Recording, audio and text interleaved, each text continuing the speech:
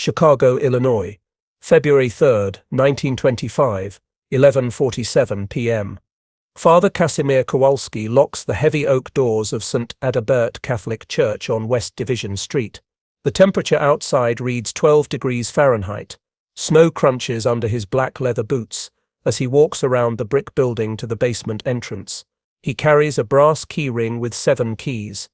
The basement door opens with a metallic scrape. Inside, the air hangs thick with the smell of fermenting corn mash and wood smoke. 3 copper stills stand against the north wall, each one 4 feet tall with coiled tubing that snakes into oak barrels. Steam rises from the largest still. A thermometer attached to its side reads 173 degrees. 3 men work in the basement. Stanley Novak, age 34, tends the fires beneath 2 stills. His hands are blackened with coal dust. Michael Kowalski, the priest's younger brother, age 29, fills mason jars from a spigot connected to the 3rd still. Clear liquid flows into each jar. A wooden crate beside him holds 48 filled jars, each containing 1 quart of grain alcohol. The 3rd man, Joseph Kaminsky, age 41, counts money at a wooden table. $20 bills are stacked in piles of 10. He writes numbers in a leather-bound ledger with a pencil. The page shows entries dating back 6 months. The latest entry reads February 3, 120 quarts, $600. Father Kowalski removes his black coat and hangs it on a nail driven into a wooden support beam. He walks to the table where Kaminsky sits. "How much tonight?" he asks. "$600, Kaminsky replies without looking up from his counting. The operation began 18 months earlier, in August 1923. The Volstead Act had been in effect for 3 years and 8 months. Enforcement agents had raided 17 illegal distilleries in Chicago during the previous month alone, but no federal agent had ever searched a Catholic church basement. Father Kowalski arrived at St. Adalbert in June 1923. The parish served 1,200 Polish immigrant families in a neighborhood bordered by Division Street, Ashland Avenue and North Avenue. Most men worked in the steel mills along the Chicago River. Weekly wages averaged $18 for a 6-day work week. The church building was constructed in 1902. Red brick walls rose 36 feet above the sidewalk. The basement extended 40 feet by 60 feet under the main sanctuary. Coal furnaces for heating occupied the southeast corner. A storage room for church supplies filled the southwest corner. The remaining space measured 30 feet by 40 feet. In July 1923, Stanley Novak approached Father Kowalski after Sunday Mass. Novak had operated a legal distillery before Prohibition. He knew how to build copper stills and how to distill grain into alcohol. He needed a location that federal agents would not suspect. "We can make good money," Novak told the priest. "Clean money, better than what the gangsters make." Father Kowalski's parish struggled financially. Monthly collections averaged $180. The mortgage payment on the church building was $95 per month. Repairs to the roof and heating system required $400 that the parish did not have. On August 15, 1923, Novak brought the first still to the church basement. He and 2 other men carried it through the basement door at 2:30 a.m. The still weighed 150 pounds.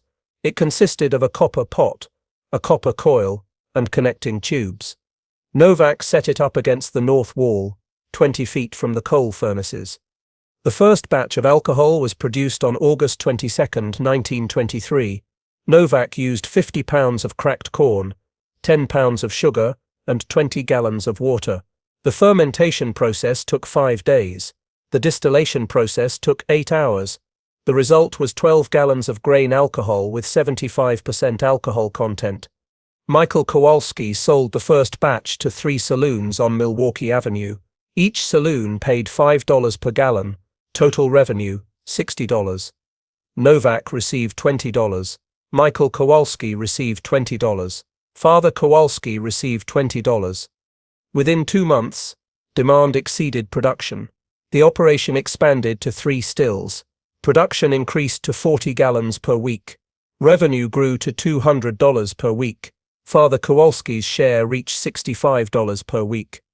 The customers were saloon owners, speakeasy operators, and individual families. Many were Polish immigrants who had made their own alcohol in Europe. They viewed prohibition as an unfair law imposed by Protestant politicians. The alcohol was distributed through a network that extended from the church basement to customers throughout northwest Chicago. Michael Kowalski delivered mason jars to 12 regular customers every Tuesday and Friday night. He used a 1922 Ford Model T truck with a false bottom compartment. Joseph Kaminski managed the finances. He recorded all transactions in his ledger. He tracked expenses for corn, sugar, mason jars, coal for the stills, and bribes for local police officers. Officer Patrick Murphy of the Chicago Police Department received $10 every week to ignore the truck deliveries. The operation followed strict security procedures. Production occurred only at night, between 10 p.m. and 4 a.m. No more than 4 people worked in the basement at any time. All equipment was hidden behind false walls during Sunday morning services. The stills were disguised as heating equipment when not in use. Father Kowalski justified the operation as necessary for his parish's survival. He used the profits to pay the church mortgage, fund repairs, and provide assistance to unemployed parishioners. He distributed food to 30 families every week. He paid medical bills for parishioners who could not afford doctors.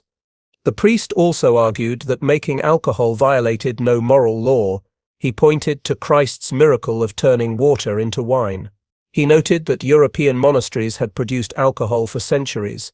He claimed that prohibition represented Protestant interference with Catholic traditions. By February 1925, the operation had produced 3,200 gallons of alcohol and generated $16,000 in revenue. Father Kowalski's share totaled $5,200. The parish had eliminated its debt and accumulated $1,800 in savings. Tonight, as Father Kowalski watches the 3 men work, he calculates that this batch will yield 30 gallons. At $5 per gallon, wholesale, the revenue will be $150. His share will be $50. The stills operate at maximum capacity. Stanley Novak feeds coal into the fireboxes beneath each copper pot. The flames illuminate his face as he adjusts the air vents to maintain proper heat. The mash inside the largest still bubbles steadily. The temperature gauge reads 175 degrees. Michael Kowalski caps the 48th mason jar and places it in the wooden crate. Each jar contains exactly 1 quart of alcohol. He wipes the rim of each jar with a damp cloth before screwing on the metal lid. The alcohol is clear as water and smells sharp and clean. Joseph Kaminski finishes counting the money from tonight's sales. The total is $600, exactly as he reported to Father Kowalski. This represents payment for 120 quarts delivered on Monday night to 6 speakeasies on the north side. Each speakeasy paid $5 per quart, then resold individual drinks for 50 cents each. The network of customers has grown systematically over 18 months. The operation now supplies regular customers in 4 categories: saloons that operate secretly despite prohibition, speakeasies disguised as social clubs, wealthy families who host private parties, and working-class families who buy alcohol for personal consumption. The most profitable customers are the speakeasies. The Green Garden Club on Clark Street orders 30 quarts every week. The club operates in the basement of a building that appears to be a flower shop. Customers enter through a rear alley door and speak a password to gain admission. The club serves 200 customers on weekend nights. Tommy Kowalski, Michael's son, age 16, serves as a lookout during production nights. He sits by the basement window that faces Division Street. If he sees police cars or unusual activity, he signals the workers by turning off the basement lights twice. The workers can dismantle the stills and hide the equipment within 6 minutes. The operation has developed efficient procedures for every aspect of production and distribution. Raw materials arrive on Sunday afternoons when the neighborhood is quiet. Corn and sugar are stored in the church storage room in sacks marked church supplies. Water comes from a well in the church basement. Fermentation takes place in 12 wooden barrels that line the west wall of the basement. Each barrel holds 20 gallons of mash. Novak maintains a rotation system so that fresh batches are always fermenting while others are being distilled. The process ensures continuous production. The distillation schedule follows a precise timetable. Monday and Thursday nights are production nights for the first still. Tuesday and Friday nights are production nights for the second still. Wednesday and Saturday nights are production nights for the third still. Sunday nights are reserved for maintenance and equipment cleaning. Quality control is maintained through careful testing. Novak tests the alcohol content of each batch using a hydrometer. He rejects any batch that tests below 70% alcohol content. He also tests for taste and smell to ensure the alcohol is free from impurities that could make customers sick. Distribution follows established routes through the Polish neighborhood. Michael Kowalski drives his Ford truck along predetermined streets at specific times. He makes 12 stops every Tuesday night and 12 stops every Friday night. Each stop takes exactly 3 minutes. The Tuesday route covers the area from Division Street to North Avenue. Between Ashland Avenue and Western Avenue, customers include the Polska Social Club, the White Eagle Tavern, and 9 private residences. The Friday route covers the area from North Avenue to Fullerton Avenue, between Western Avenue and Pulaski Avenue. Security measures have evolved to counter increasing federal enforcement activity. In January 1925, Treasury agents raided a distillery 6 blocks from St. Adalbert. In response, Father Kowalski instituted additional precautions. All mason jars are now marked with false labels that read pickle juice or canning liquid. The labels are printed by a parishioner who operates a small printing business.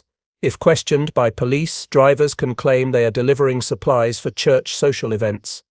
The truck routes vary slightly each week to avoid establishing predictable patterns. Michael Kowalski uses 3 different routes to reach each customer location. He alternates between routes based on a schedule that changes monthly. Communication between participants relies on verbal codes and signals. The harvest is ready means a batch of alcohol is complete and ready for delivery. The weather is bad means police activity has been observed and operations should be suspended. Father needs to see you means an emergency meeting is required. Money handling follows strict accounting procedures. Joseph Kaminsky maintains separate records for expenses, production costs, revenue, and profit distribution.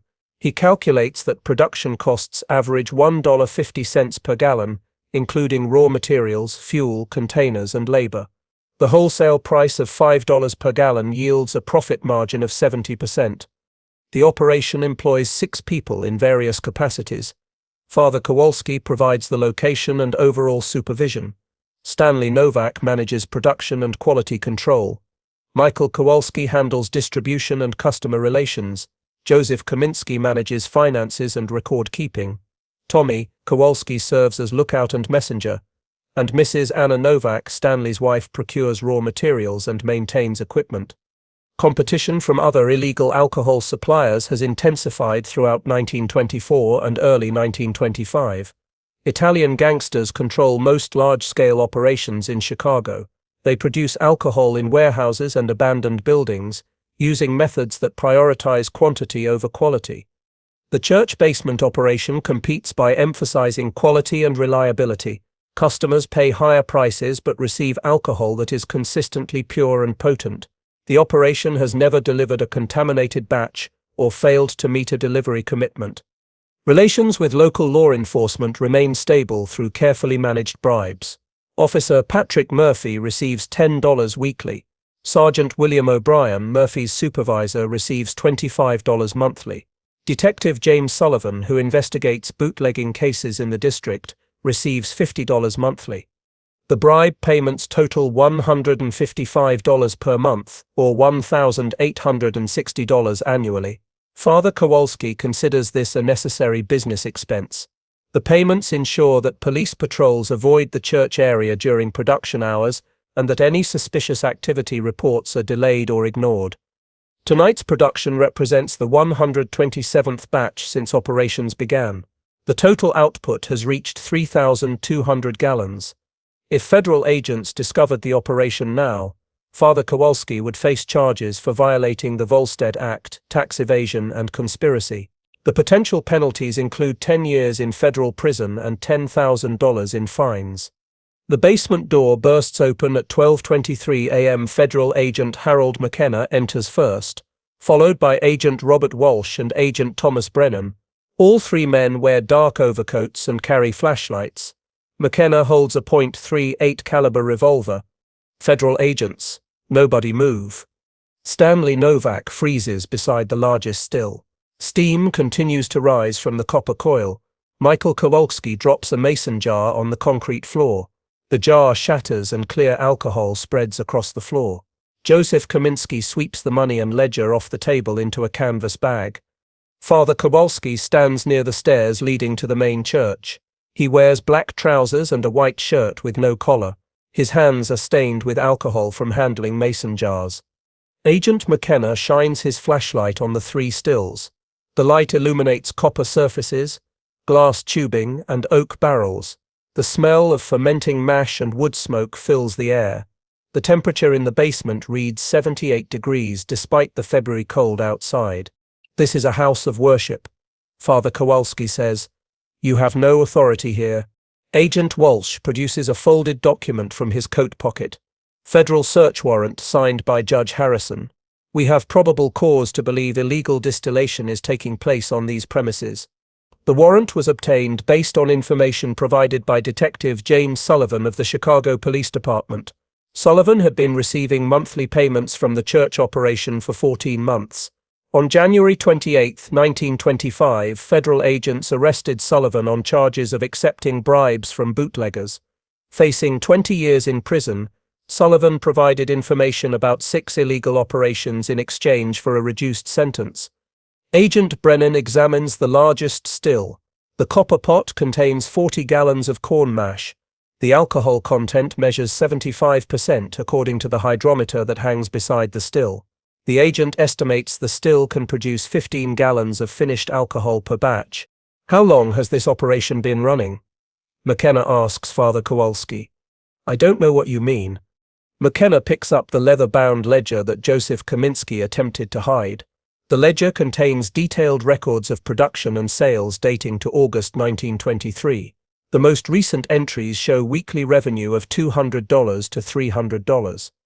The federal agents had been investigating the church operation for 6 weeks. The investigation began when Treasury agents noticed an unusual pattern of grain and sugar deliveries to St. Adalbert Church. Church records showed no corresponding increase in social events or charitable food distribution.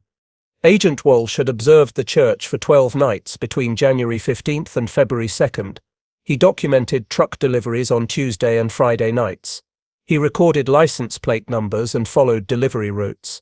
He identified 12 locations that received regular deliveries from the church.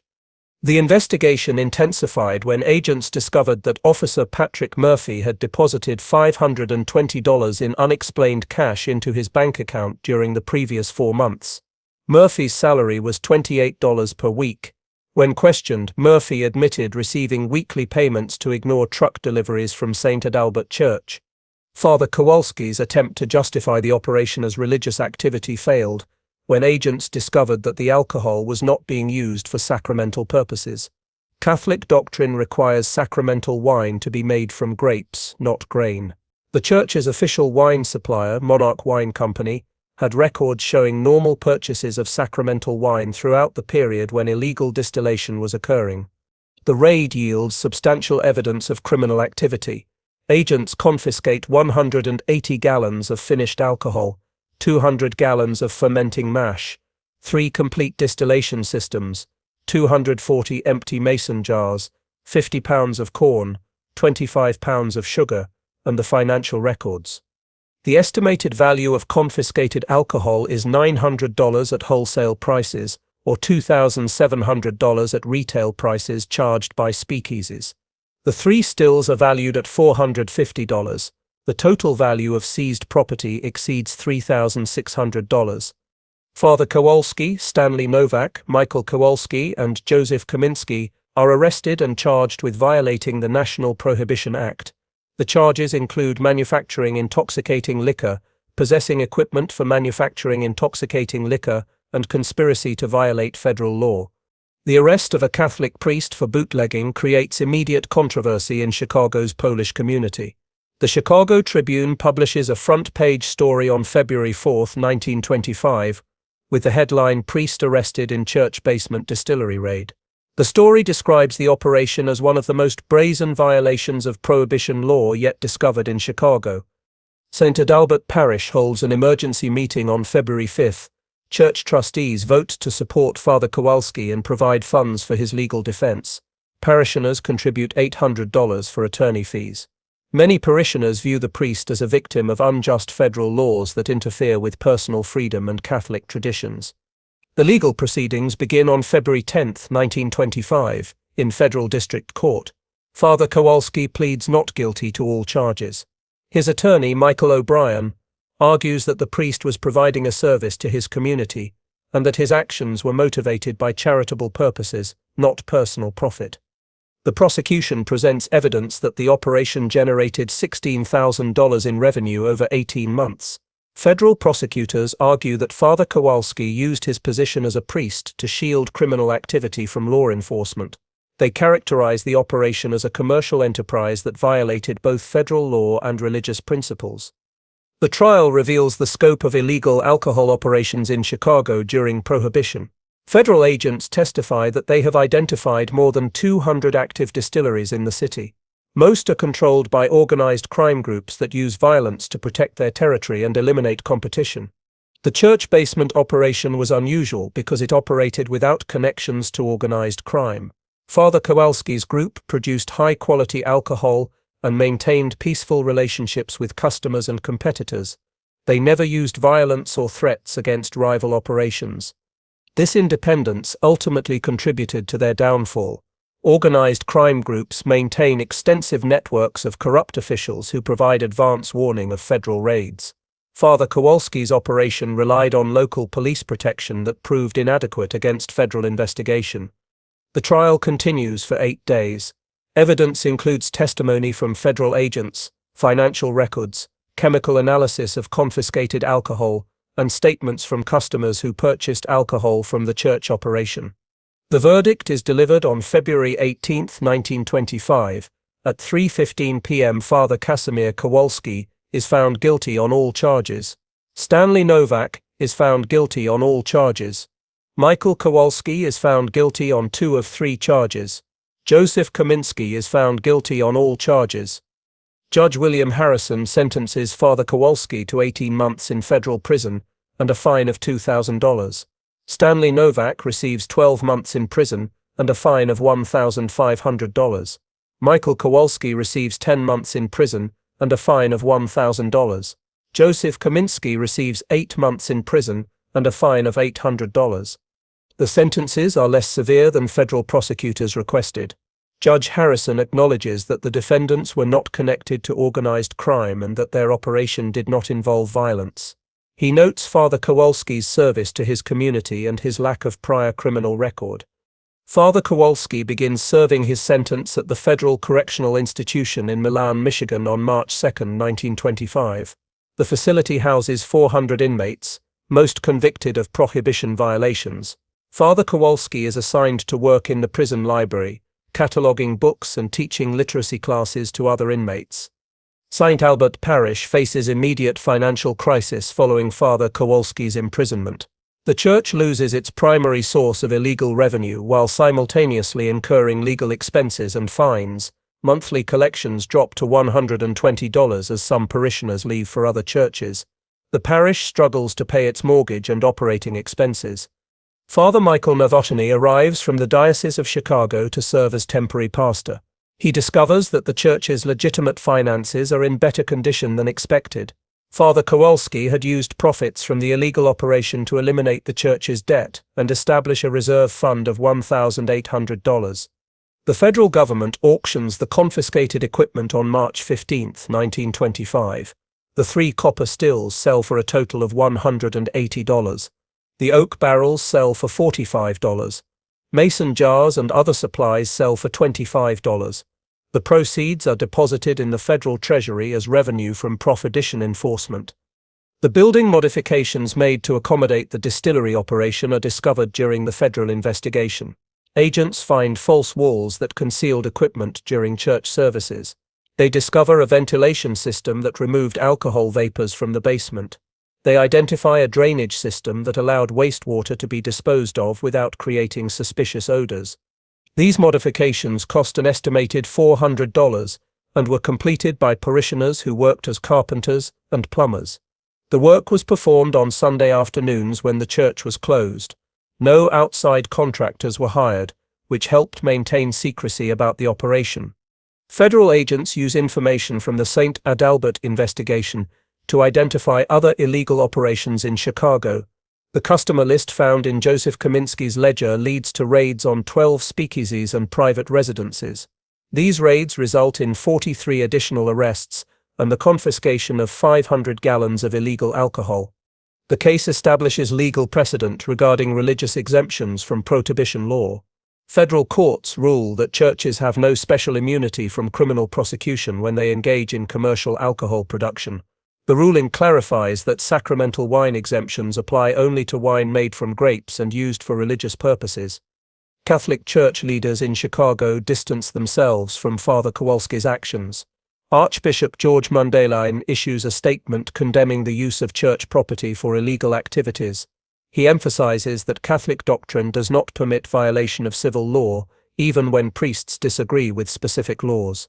The statement acknowledges that many Catholics oppose prohibition on religious and cultural grounds. European Catholic traditions include the consumption of wine and beer as normal parts of social and religious life. However, the Archbishop argues that opposition to law must be expressed through legal political action, not criminal activity. Father Kowalski is released from federal prison on August 15, 1926. After serving 17 months of his 18-month sentence, he receives 1 month reduction for good behavior and participation in prison educational programs. He returns to Chicago with no money and no assignment from the diocese. The Diocese of Chicago does not permit Father Kowalski to return to St. Adalbert Parish. Church officials assign him to St. Mary of the Angels Church on the north side, a parish with 400 families. His duties include assisting with Sunday masses and visiting sick parishioners. He is prohibited from parish financial management. St. Adalbert Parish recovers slowly from the scandal. Father Novotny remains as permanent pastor until 1932. Church attendance gradually returns to normal levels. The parish eliminates its remaining debt by 1928 and begins construction of a new school building in 1929. The former church basement is converted to a social hall for parish events. The diocese requires that all equipment and modifications related to alcohol production be removed. The space is renovated with new floors, walls, and lighting. A kitchen is installed for church dinners and community gatherings. Stanley Novak, Michael Kowalski, and Joseph Kaminsky serve their prison sentences and return to Chicago between November 1925 and February 1926. Novak finds work as a maintenance supervisor at a steel mill. Michael Kowalski operates a small grocery store. Kaminsky works as a bookkeeper for a construction company. None of the 4 men return to illegal alcohol production after their release from prison. The increased federal enforcement and the involvement of organized crime groups make independent operations extremely dangerous. Several former bootleggers are murdered by gangsters who view them as competition. The St. Adalbert case becomes part of the historical record documenting the failure of prohibition enforcement. Federal officials estimate that successful prosecutions represent less than 5% of actual illegal alcohol operations. The vast majority of bootleggers avoid arrest and conviction. Prohibition is repealed by the 21st Amendment on December 5, 1933. Legal alcohol sales resume immediately. Many former bootleggers transition to legitimate businesses as distributors, retailers, and tavern owners. The skills and networks developed during Prohibition provide advantages in the legal alcohol industry. Father Kowalski dies of pneumonia on November 12, 1941, at age 67. His funeral at St. Mary of the Angels Church is attended by 300 people, including many former parishioners from St. Adalbert. The Chicago Tribune obituary describes him as a priest who served his community during difficult times. By the time the last witness to the operation died in 1978, the neighborhood had changed completely.